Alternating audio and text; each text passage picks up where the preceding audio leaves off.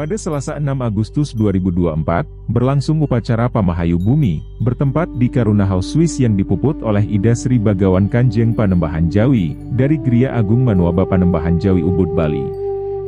Upacara ini diikuti oleh 50 warga Swiss, Jerman, serta dihadiri pendeta Tibet, Lama Dorje Drolma. Pamahayu sendiri berasal dari kata hayu, yang berarti indah atau cantik.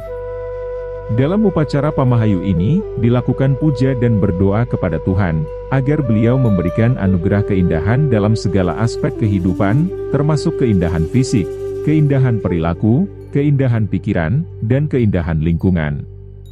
Dengan upacara Pamahayu ini, diharapkan tercipta keharmonisan, ketentraman dan kebahagiaan, khususnya di Karuna House yang berada di kota Unterwasser, Swiss dan seluruh dunia. Upacara Pamahayu ini diakhiri dengan upacara melukat.